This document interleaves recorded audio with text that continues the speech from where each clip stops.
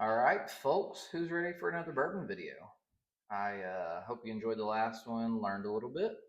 Um, there's a lot of stuff we didn't cover, and there's a lot more to uncover, so we're going to jump into that today. So, our first video, we were just talking about what makes a bourbon, what the legal requirements are, all of that fun stuff.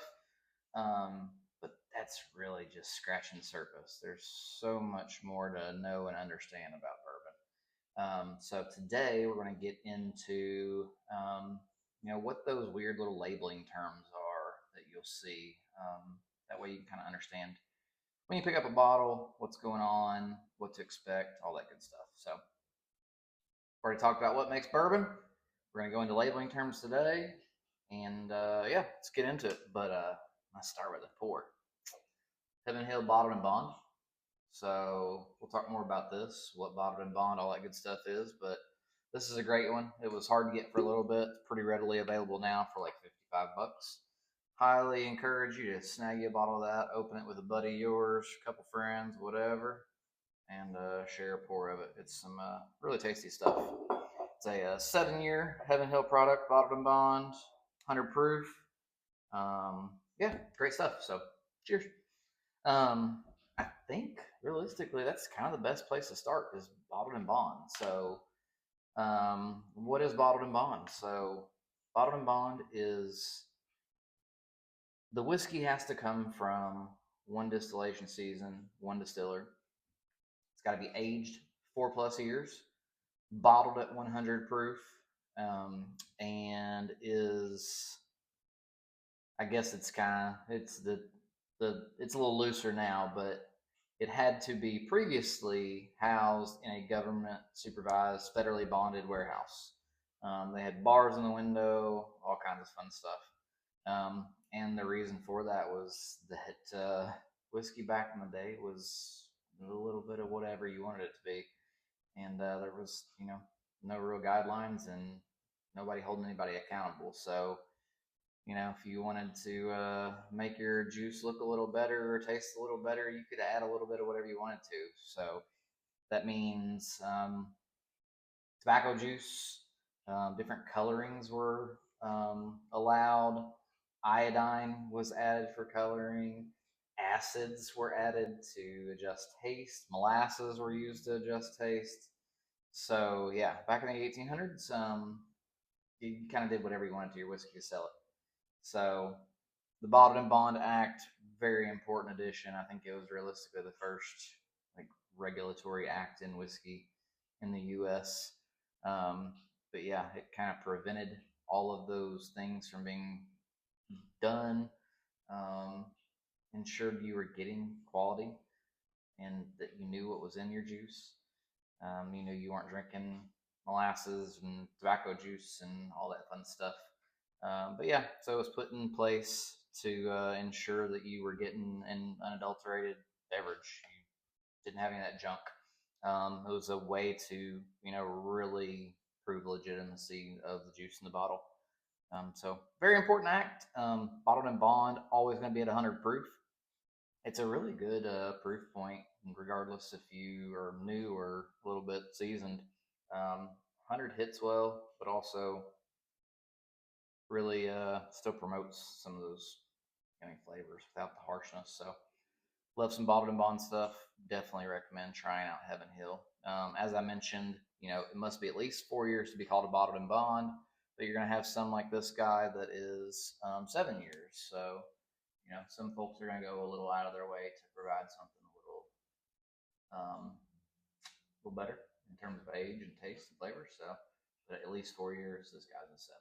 So definitely recommend you try that one. It's pretty easily found and it's good stuff. I'm gonna take a sip of this because I haven't taken a sip of it in a little bit.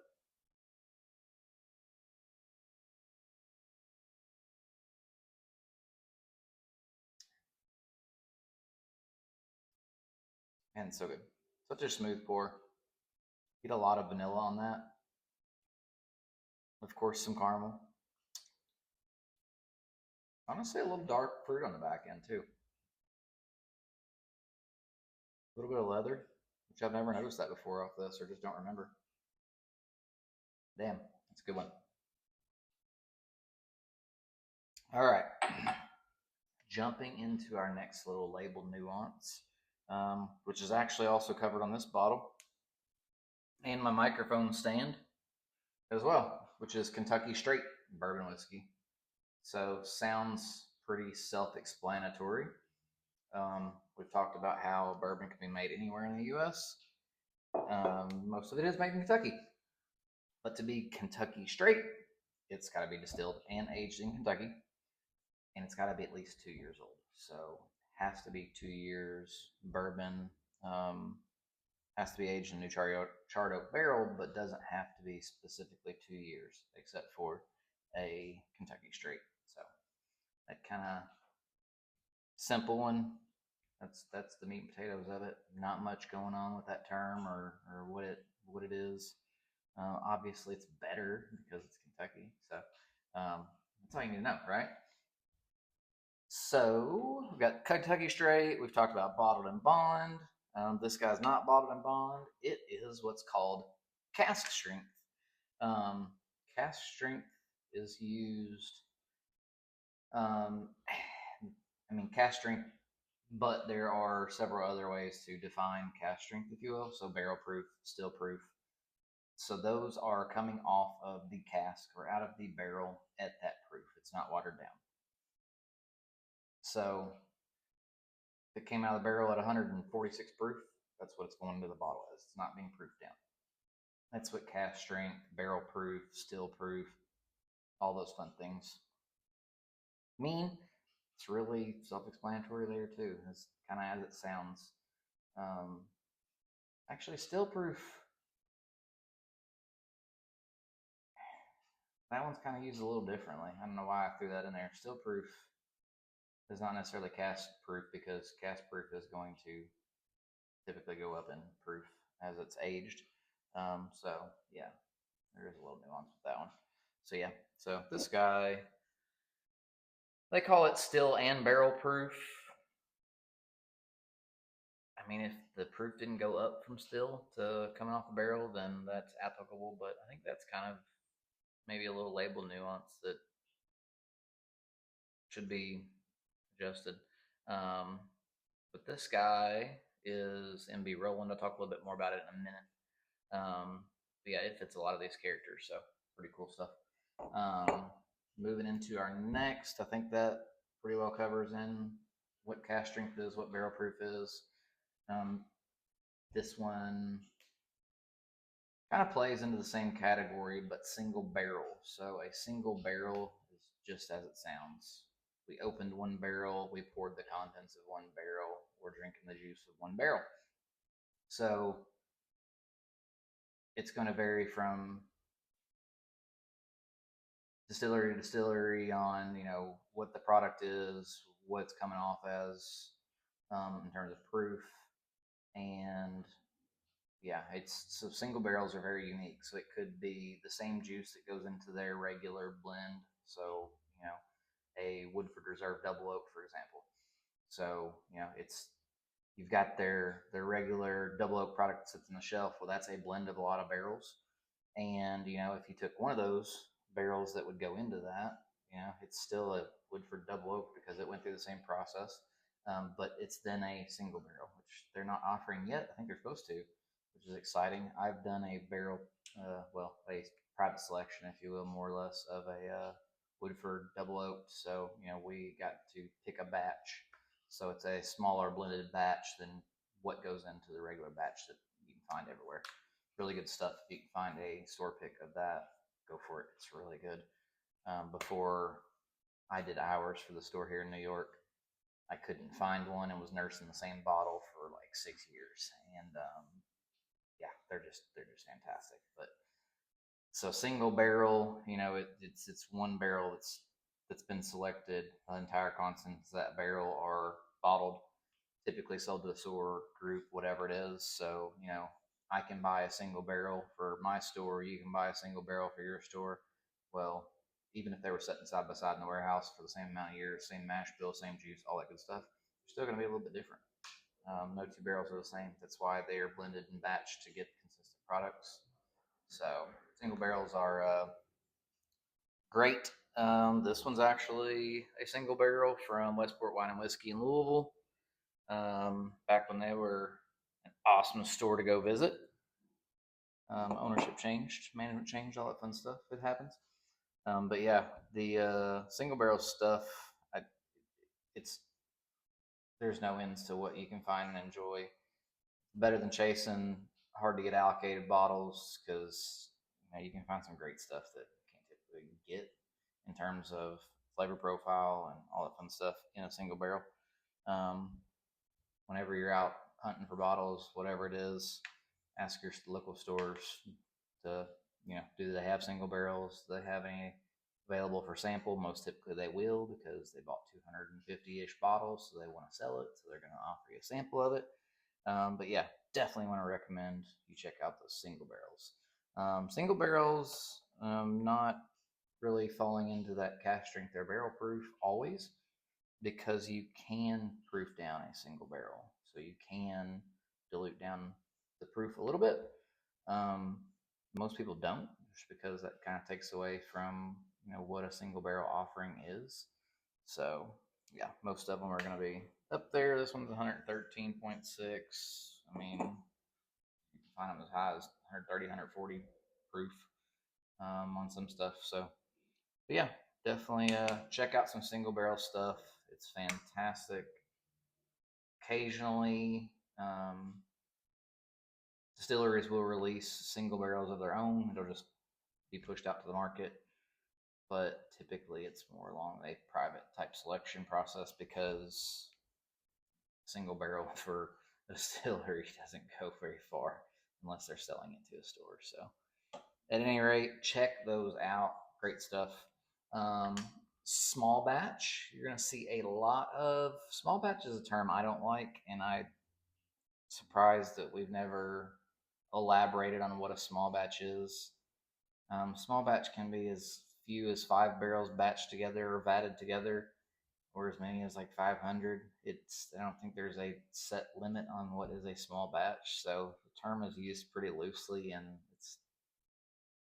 I don't know. I mean, it's kind of a lame term. I mean, Jim Beam White Label, small batch, if you really wanted to apply the term to it. So yeah, it's not a when you see small batch, it's not anything to be super excited over. It's just them saying we put fewer barrels into one batch, but it's going to be the same Elijah Craig small batch that you bought last year is going to taste basically the same as the one you buy this year and 5 years down the road. So yeah, it's used for consistency purposes, and yeah, it's like I said, the number of barrels doesn't really it's not really defined, so who knows how many goes into it. You will see sometimes on a small batch product that it'll say, no more than 50 barrels or something like that, but it's not super common. Haven't seen it in a while actually, but I guess maybe I don't pay too much attention to small batch stuff either. What should we talk about next other than get another sip of this? I didn't pour enough in this glass. I might have to add a couple more ounces before this video's over because this is darn good.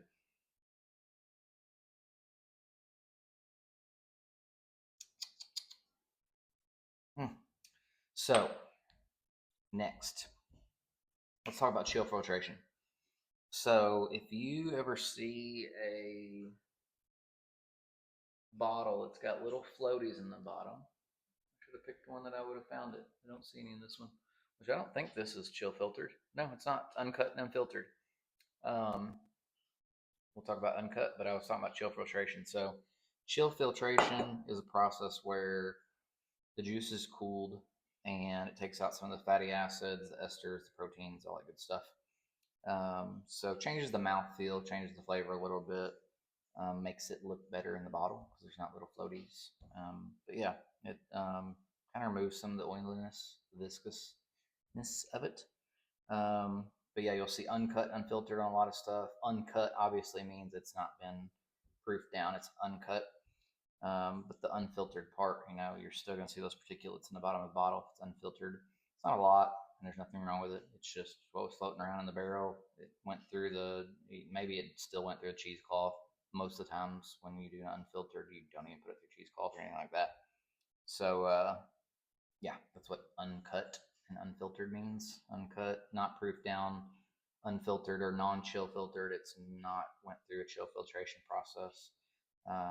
So yeah, um, I'd, I'd have to put two products side by side to tell you that there's a great difference. I do know there's a lot more complexity from most uncut, unfiltered stuff that I've had. So I would say, it's kind of one way or the other. You either care or you don't. I don't think it changes it enough. It's not like peat going into scotch that's going to drastically change the flavor. But it does make some changes to it, if you will. Another fun little thing is age statements. So obviously, a lot of bottles that you're going to buy that are going to be age stated are not a single barrel. So this guy, for example, is not a single barrel. So for it to have an age statement of 7 years old, there has to be a definition in there that says what's that age statement defined by. So that age statement is defined by 7 years is the youngest um, whiskey in that bottle. So it might have a 9-year juice blended into it. It might have a 7-year, 8-month blended into it. Whatever. So if the youngest is called a 7, they're going to call it a 7. And most distilleries are not going to go as far as to throw in the months in there. Even if the youngest was a 7-year, 9-month, they're not going to 7-year, 9 months on the bottle. They're going to stick to a consistency, a standard on what year they expect that product to be, and that's kind of what they're going to put it as. But any age stated product, if it says it's 12 years, then it's the youngest juice it's got in there is 12 years. So it's kind of how to understand that, and don't always go by your age statements. You've got 7-year stuff out there that's going to be as good as 15-year stuff. So it really depends on how it's aged, where it's aged, all that good stuff, and more importantly, your taste profile. I've had some 15-year-old whiskeys that are disgusting, and then the 10-year-old or 9-year-old or whatever version of the same juice is much better. You start getting a lot of oak impact as it gets aged longer, and it just drastically changes the taste. So um, don't fall into the chasing the high age statement stuff just because it's whatever. I mean, and yes, they're charging more for the age statement because more is lost with the angel share, and it costs more to house it for 5 extra years or 10 extra years or whatever. So, but yeah, don't get hung up on the age statements. It's not that big. I mean, yeah, a 2-year-old versus a 7-year-old, that's a big deal. But yeah, I mean, these 12 and 15 years that a lot of people want to hunt, and even up into 23s, you know what that is. Um, it's not worth the hunt, and it's not worth the expense, and you might try it and hate it. So that's what that is. That's kind of covers all the little flavor nuances. I'm sure I'm forgetting something. If I do, drop a comment, ask the question, whatever. We love the feedback, and we love questions, and we want to talk about what we're talking about. So yeah, feel free to send me along. Um, One I mentioned in the last video that was kind of a unique character in the bourbon game that I was going to talk about is this MB Roland Dark Fired. So if you look at this label, funny enough, it breaks out 5 or so of the things we've talked about. So you've got uncut, unfiltered, you've got barrel proof, you've got Kentucky straight. So you've got a lot of what we talked about just in this one bottle. But the actual reason I was wanting to talk about this bottle is because it's also what's considered a dark fire, which you don't really hardly ever see. So to this day, in regards to bourbon, I'm going to tell you this is my favorite. It's just got a smokiness to it that I just love, and that smoke comes in to the corn. So before the corn is mashed in, is ground and mashed in, it's actually smoked in a little smokehouse. Now, I'm sure that changed the process since I was there last, which has been many years ago. But I was on a tour, and I'm like, why is there a little outhouse, just chilling over here? And they're like, oh, that's our little smoke shack. And we put our corn in there and we smoke it, and that goes into our dark fired product. So funny enough, because of the way they're doing it, it still is a Kentucky straight bourbon whiskey. It doesn't break any of the rules. It follows all of them. It is still a bourbon. It is still a Kentucky straight bourbon, but it's a little different in the sense that it's been the corn's been smoked. Makes for a really great pour. It's one of those that I enjoy so much that I realistically only open that with friends that love smoky stuff. Because if I sit down and have a pour of it, I'm gonna have another pour of it, and then I'm gonna be sad because the bottle's gone. I didn't get to share it with anybody. But it's fantastic stuff. If you've never been to MB Roland, highly recommend checking them out. It's right outside of Clarksville, Tennessee. I found them when I lived in Clarksville, and just a great little distillery, cool little story. It's the husband and wife that own it, and her name is Mary Beth, hence MB, and her maiden name is Roland, hence the last name of Roland. Yeah, they're in Pembroke, Kentucky. Little former Amish dairy farm, I think it was, um, which is not typical for English to be able to buy a Amish dairy farm. But to my understanding, the Amish were excommunicated from their group, and they kind of threw the old "fu" and sold it off to the English because they got excommunicated and they weren't happy about it. So really cool place, cool little story, and some great products. And they do a lot of like flavored moonshine and stuff as well. But yeah, this is one of my favorites. You're gonna probably see this as my little microphone stand because why not? I already put it on there, and I like the bottle, and yeah, it's fun stuff. Um, that's realistically about it for today. Um, I can't think of anything else to talk about with y'all today. Got any questions? If there's something that you found on a label that you're unsure of, let me know because there's definitely some funky labels out there. And yeah, I'm sure there's something that I didn't talk about that you've got a question on. So shoot those over.